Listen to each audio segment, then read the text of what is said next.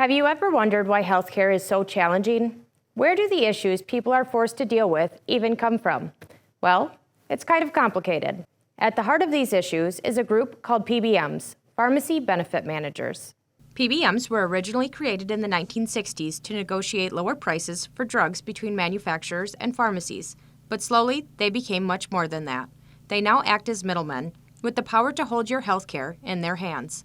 Dan Strauss, former CEO of Hometown Pharmacy, now a patient advocate, shares more. 99% of us are not even sure what a PBM is, much less their stranglehold on healthcare. We've acknowledged that and we realize we need to help people understand. So we've created a website called patientprotector.us. On Patient Protector, you'll find a history of PBMs, what they do, where they came from, and what they do now. Which are 3 different stories. Where they came from was good, where they are now is scary. Since becoming aware of PBMs, patients have begun to come forward with stories sharing how they have been negatively affected by unjust PBM practices. Have you been told which pharmacy you have to go to?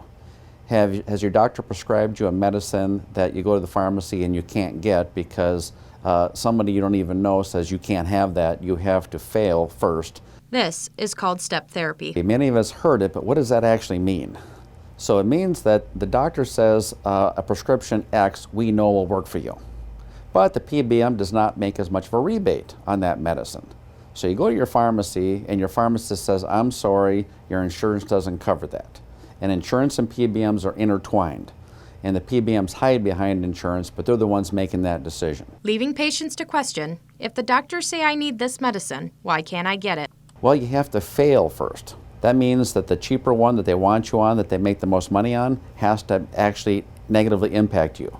You have to have a reaction to it, you have to fail and suffer before now you can actually get the medicine that your doctor and pharmacist wanted you on all along. Strauss said the PBMs live in an unregulated, unlicensed world. And with that, they are able to call the shots, and unfortunately, it's always about the money and not about the patients. I'm an autoimmune kind of gal. It runs in the family. It is what it is. Christine Shaw shares her story. I had a really good medication regime. But then things changed. Her husband, Michael, had changed jobs, so they switched insurance companies. Then I started getting notifications from our insurance company that they were evaluating our medications. They felt there were medications that needed to be reevaluated and changed. So the step therapy process of pass and fail began. One of my medications actually had a pass-fail of 7 different medications, 2 weeks each, 14 weeks, well over 3 months of not having the medication that you're taking that has been working for many, many years. It was a formulary change. Changes regarding your health that are being made by someone you've never met that isn't even a medical professional.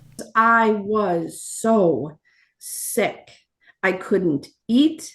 I was doubled over from the side effects. To make matters worse, Christine suffers from multiple oral allergies such as PFAS and dye colorants. 3 of the medications she was forced to try had components that caused allergic drug reactions, wreaking havoc on an autoimmune patient's system.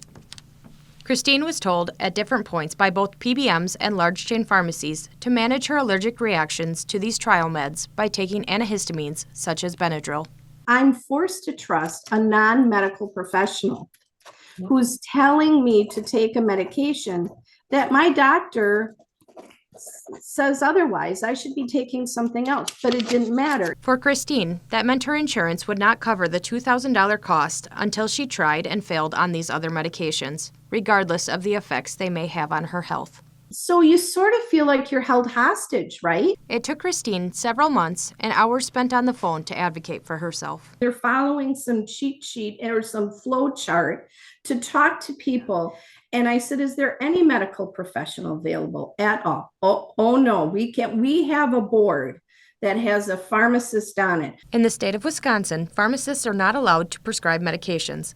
Christine said after months of being without the medication she needed, she finally received a call back from an empathetic pharmacist on the PBM board who allowed her 30 days of the medication she needed. So that was the best that she could do, and I got 30 days, and within 3 days, I was well again. Christine said it's unfortunate good doctors are being driven out of their practice because their hands are tied and they are not even able to determine which medications their patients are getting. It is all financially based. It has nothing to do with the wellness of the person, because if it did, I wouldn't have been that sick. If you or someone you know has been affected by this, it's time to be heard. Share your story at patientprotector.us and stay tuned as we dive into more tomorrow.